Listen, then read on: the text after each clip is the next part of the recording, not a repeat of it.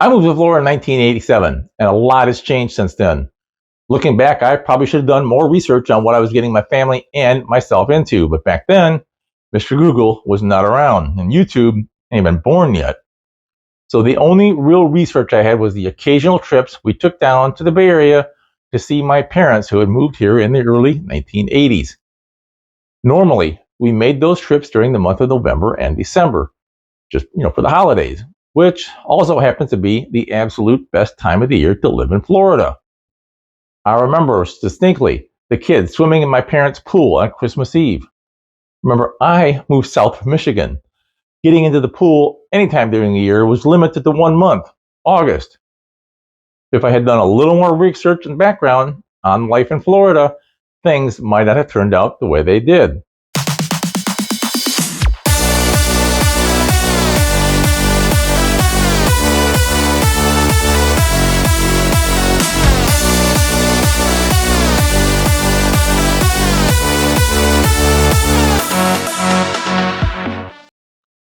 We get a lot of people contacting us about moving to the Tampa Bay area and Florida in general.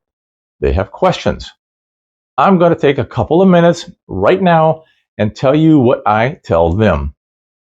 Living in Florida is not all about sipping cocktails on a sandy beaches and watching the sunset, but doing that doesn't really suck either. Once you commit to moving here, you will be more than likely have to work here and travel around here and play here. You might as well know all the good parts and the bad parts. Might save you the expense of moving here, and in 12, 13, 14 months, after you've had a little taste of life in Florida, decide it's not yours and move back. Let's start this out with who I am and where I came from. My name is Mike. I am a licensed real estate professional here in Tampa. I make these videos so people like you who are out looking and searching for information about living in Florida, Tampa in particular, can get some honest information. I'm going to try to explain what it's like living, working, and playing here in the Bay Area without a bunch of hype. I moved here from Michigan, and I'll tell you exactly why. In February of '87, I was living about 50 yards from Lake Michigan, just outside of Holland. I was headed to an interview for a position in Grand Rapids with a large investment company. To get out of the little subdivision that I lived in, you had to go up this little hill. Wasn't much of a hill, but when you're driving a 1979 Corvette in the winter in Michigan, getting up this little hill can be, well, adventurous to say the least. Corvettes are made of fiberglass and are very light. There is no weight over the rear axle. That's a drive axle. So I slide up this hill, get out of the main drag, and head off the GR, sliding most of the way.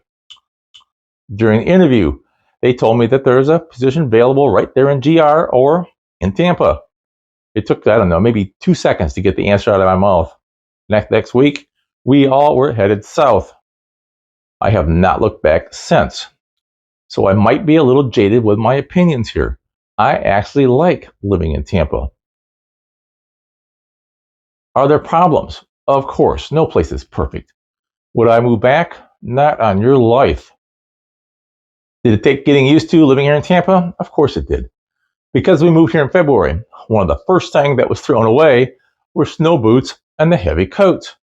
The possibility of me getting up and going out and putting on my boots before I went out to, scrape off the ice off the windshield of my car was slim. The coat, on the other hand, probably should have hung on to that thing. We had to go back to Michigan that very fall for a funeral. Of course, the guy decided to die in November. One of us wasn't thinking about taking a heavy coat. It was 75 when I flew out of Tampa. All I remember is freezing all the way to the mall right there in Detroit where I could buy a coat. Not dealing with the snow from October to May was a blessing. That bitter cold, snow that turned into brown slush during the day and then froze again at night was something I didn't take long to get over. I still don't miss it. If I want to see snow, I'll fly out to Colorado, go skiing, and fly back. Living in it, no thanks. Yes, getting accustomed to the weather was probably the most difficult thing we had to do. People ask about it all the time. I moved in February. It was beautiful until the end of May. That last couple of weeks of May starts our rainy season. It also starts the time of when the air starts to retain moisture. Call it humidity. From June to September, they're the four worst months to be here on the west coast of Florida. For that matter, pretty much anywhere on the peninsula in Florida. Mostly because it was a swamp. It still is a swamp. It is extremely muggy for those months. The term that comes to mind is oppressive. We have subtropical weather, which means 90 to 95 degrees every day during the summer. It's going to be in the 80s overnight, peak out in the mid 90s in the afternoon with 70% humidity and a 30 to 40% chance of rain. By the way, here in Tampa, the temperature has never reached 100 degrees. Miami, South Florida, different story altogether. They get there quite often. I know it gets muggy in Michigan, Minnesota. It does in a lot of northern tier states. But for a week, maybe two. Here, it's muggy, and I mean muggy, for 4 solid months. If not for Mr. Carrier inventing air conditioning, people would not be able to live here in the summer, at least not me. I go from my air-conditioned home to my air-conditioned car to my air-conditioned office every day and reverse that process on the way home. You just live in the air conditioning. As an option, I've been buying on my cars lately is remote start. I want that AC going at least a few minutes before I get in the car and shut those doors. At a minimum, it gets that first blast of hot air out of the air conditioning system. Outside shopping malls like Tampa Premium Outlets or the shops at Wiregrass are just not something I'm looking forward to go to in the month of August or June, July, or September for that matter. All that heat and humidity tend to develop into some late afternoon thunderstorms almost every day in the summer. Remember, it's our rainy season. I'm no meteorologist, but there's something about the heat, the humidity, the wind coming off of the Atlantic Ocean, the wind coming off of the Gulf of Mexico. They collide, make some hellacious thunderstorms, usually right over the I-75 corridor. From 4 o'clock to 6 o'clock, you can plan on some severe thunderstorms. Thunder, lightning, that whole ball of wax. Tampa is the lightning capital of the world. Our Stanley Cup winning, and I might add multiple Stanley Cup winning, hockey team is called Tampa Bay Lightning. I think there's a reason there. Thunderstorms here are pretty impressive. These thunderstorms, they produce massive amounts of rain. So Tampa, as you know, is very close to the Gulf of Mexico. Tampa is about 4 meters above sea level. That rain we get in the afternoon can produce some flooding. South Tampa is prone to flood.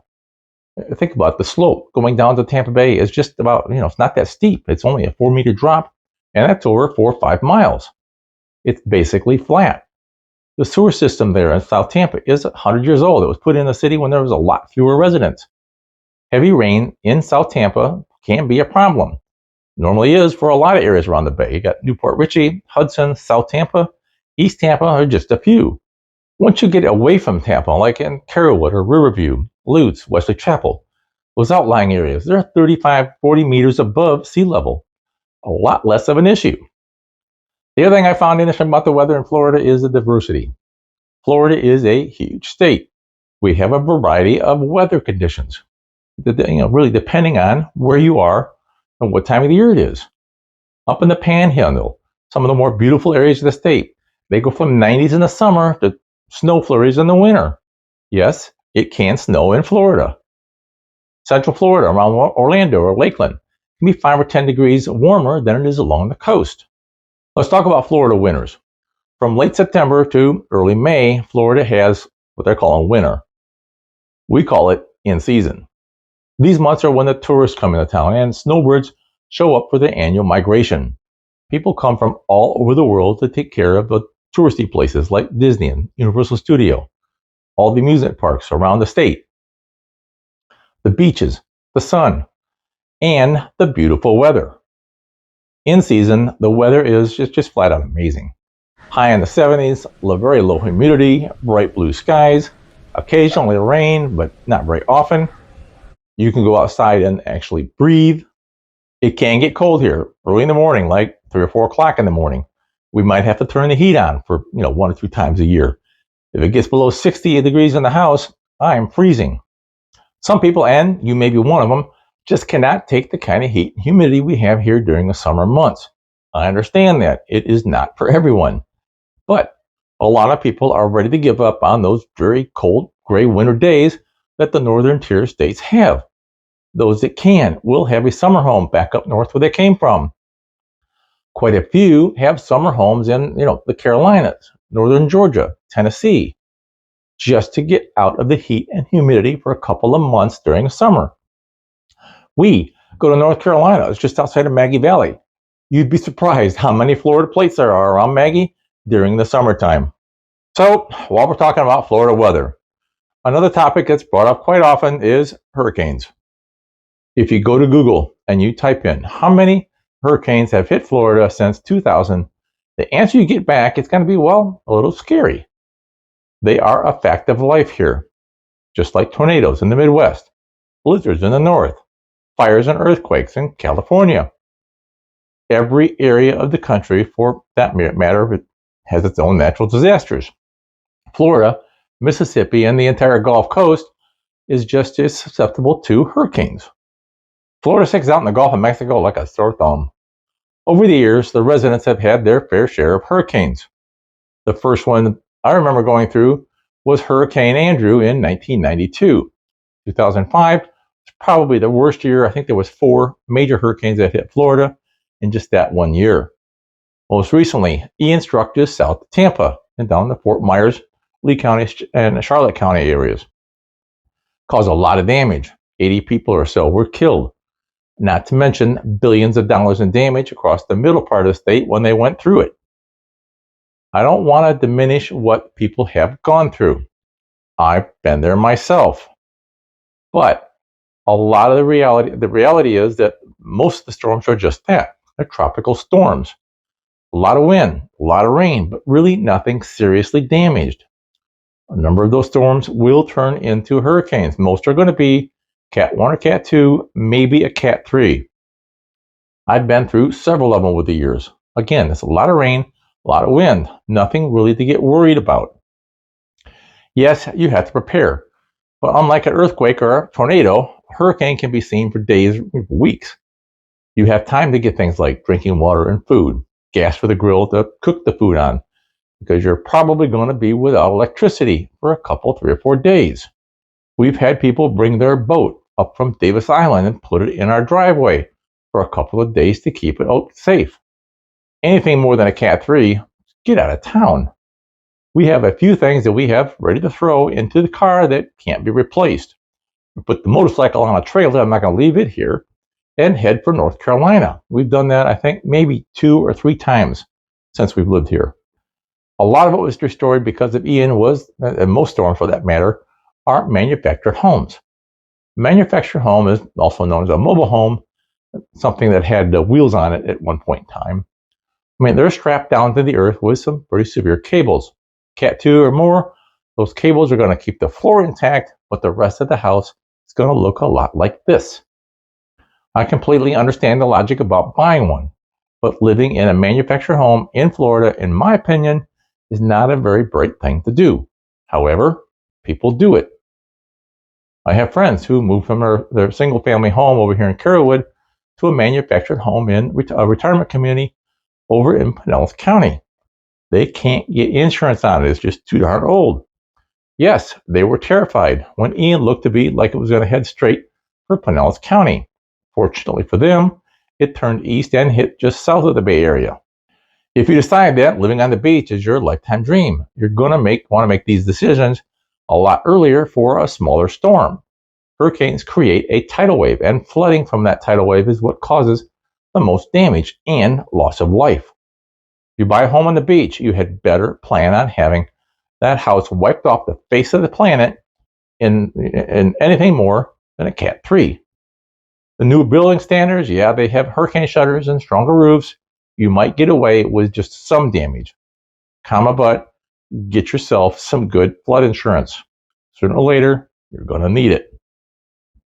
I may have gotten a little long-winded about the weather. Sorry. It is something you either have to love or maybe reconsider moving. But while I have insurance in my mind, let's talk about insurance and what it costs to live here. Start with car insurance.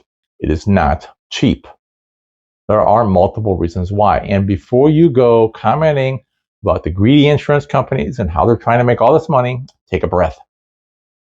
I am by no means a friend of the insurance companies. I hate paying them just as much as anyone else on the planet. They are a necessary evil. As long as people are allowed to drive a motor vehicle, there's going to be accidents. If somebody hits your car, are you prepared to pay for that, the total repair bill? Probably not. So there you are. Why are rates too high? Because people are allowed to drive and operate a motor vehicle, whether they know how to or not.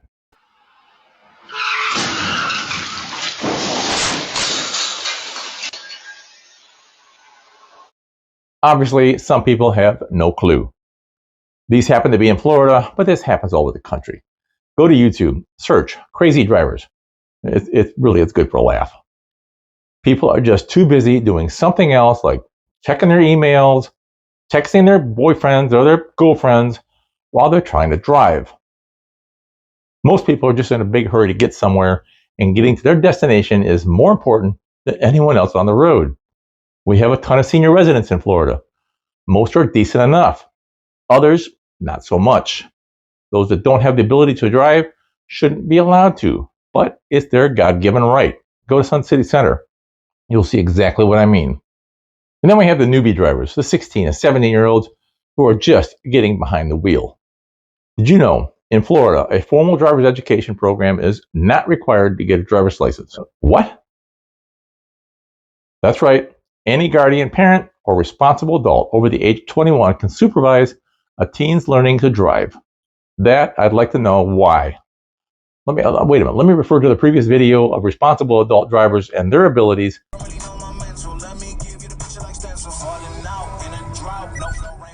And they're the teachers? You hear it all the time. Those Florida drivers, they drive like crazy people. Before you comment, keep in mind that 75% of the people on the roads driving in Florida that have those crazy habits moved here from other states and brought their crazy driving habits with them. So much for car insurance. Home insurance is just as bad, if not worse. I mean, you just can't drive homes. Florida leads the nation when it comes to high homeowners insurance premiums. Our rates have increased, I think it's like 103% over the last 3 years. We have some major natural disasters. One report I looked at said that 90% of the natural disasters in the country happen in Florida. We don't have many earthquakes, but we have a few hurricanes. States like California, Louisiana, they are catching up. Even Utah had double-digit rate increase last year. Insurance companies are not government-run businesses. Unlike the federal government, they just cannot run a deficit and stay in business. They have to adjust where and how they do business. That means pulling out of states with severe risk and restrictions, or just flat out raising rates. Yay! Florida homeowners are paying something like 3 times the national average. Depending on who you listen to, that dollar amount can be something like, what these guys say. The insurance rates on average across Florida, everyone, a homeowner pays $11,000 a year. I think they're getting numbers from an online insurance shopping site. My guess is that they're including the insurance rates from condos associations in their calculations. Rates for master policies that condo associations are required to buy have jumped dramatically over the last 3 or 4 years. I have a video explaining some of those issues. Watch it later. If you read normal reports from somebody outside of YouTubers like the Insurance Information Institute, the number is more like $6,000 a year. NerdWallet puts the average premium in Florida at $2,625. Apparently, the real premium just can't be found, or is somewhere between $2,600 and $10,000. That was sarcasm. What you pay is going to be dependent on a lot of things. The age of your house. Older homes, well, they're just older. They're more expensive to maintain.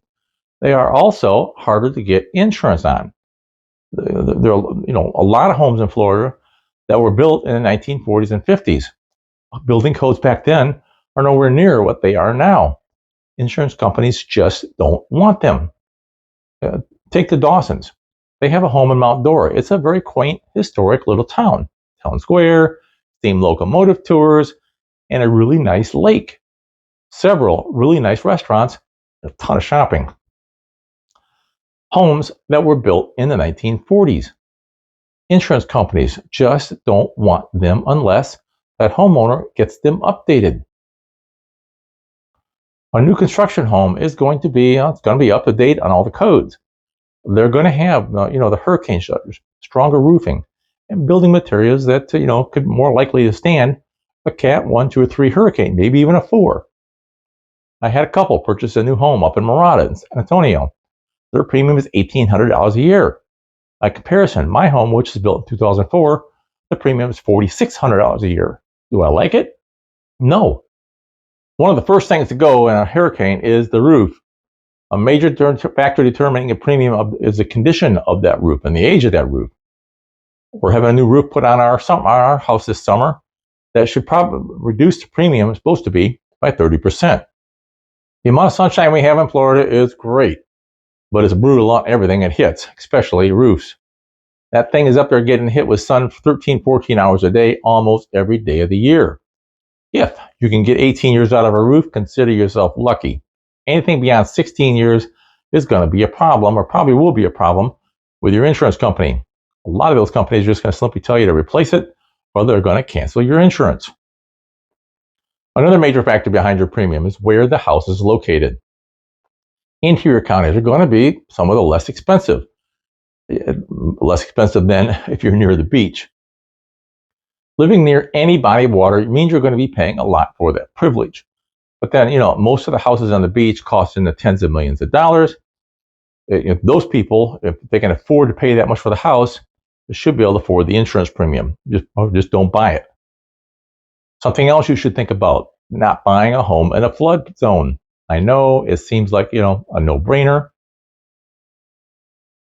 but a lot of the peninsula is in a flood zone, particularly near the either coast.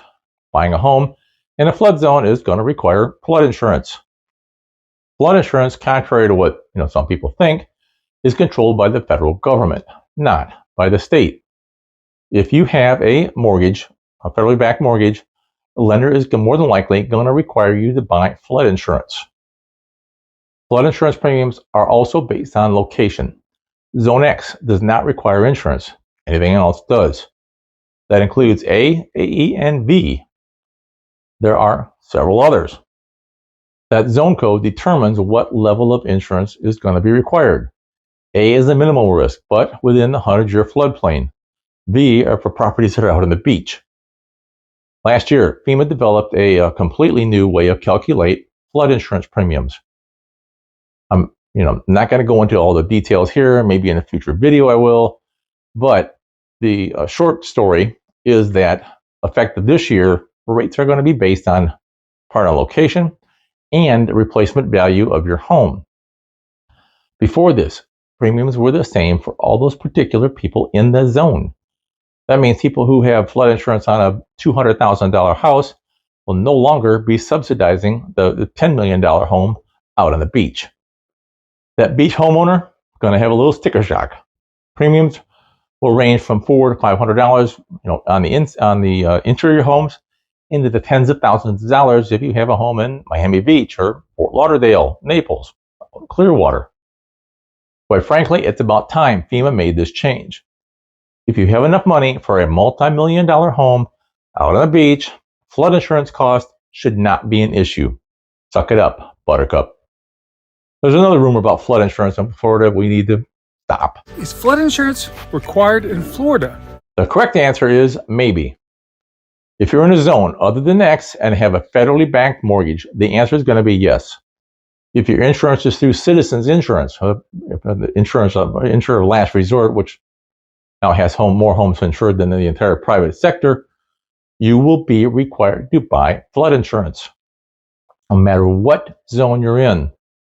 Starting in 2024, with homes with coverage $600,000 or more, you're going to have flood insurance all across the state. If you're with Citizens, that amount decreases each year until 2027, when all homes insured by Citizens must have flood insurance, no matter where you live. If a homeowner has private insurance, there is no mandatory flood insurance requirement in Florida. On the other hand, this guy has some sound advice. look at your address. If your address says Florida on it, you need flood insurance. People I talk to who are planning on buying a home in Florida pretty much get the same speech from me. Think hard and long before you go without flood insurance in Florida. Florida has several different types of ecosystems, 45 to be exact. They range from the high bluffs up in the Panhandle down to the swamps of the Everglades. That gives us a very wide variety of creatures living here. We have some, very beautiful things. Some, not so much. This is a walking catfish. I'm not even sure what its function on the planet is. I don't even want to get into stuff that lives out in the saltwater. I do want to talk about some of the, more common wildlife you're going to encounter when you live here. Bugs, snakes, and of course, everybody wants to know about alligators. What we don't have here, at least in the peninsula, is a good hard freeze. Living in the north means snow, ice, freezing weather. Those hard freezes limit what can live there and how long it stays around. Florida has really nice warm weather almost year round, so we get to put up with things like mosquitoes all year round. If you're near a lake, pond, swamp, you're going to have mosquitoes from basically dusk to dawn. Every day, all year. The other one is no-see-ums. They're also a bug you're going to get to know. They're the mosquito's evil twin, but they fly around in swarms to attack. Since most of the peninsula is a swamp, you get to deal with both all year round. You're going to have your pool screened in, or just don't plan on using it at night.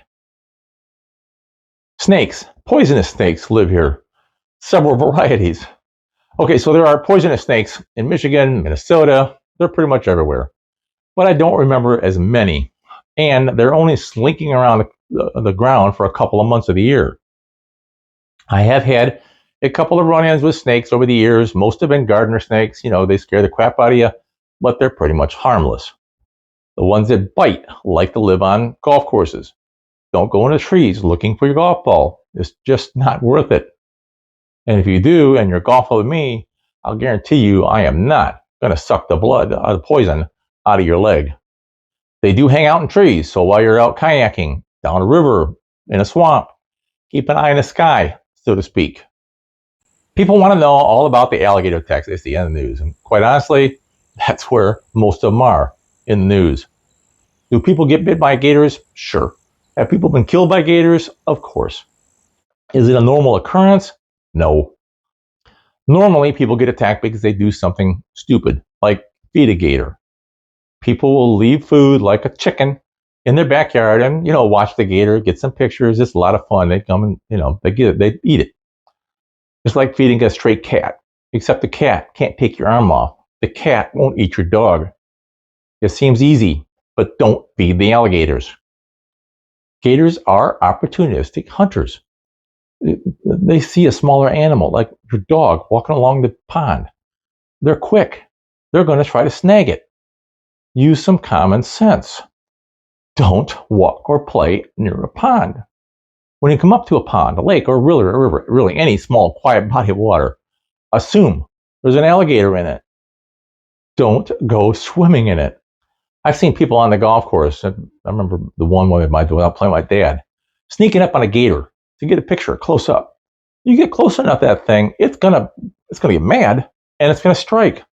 I saw a sign a couple of days ago. It explains the deal pretty well. Smell the water. If it smells like salt, it's gonna have sharks in it. If not, it's gonna have gators in it.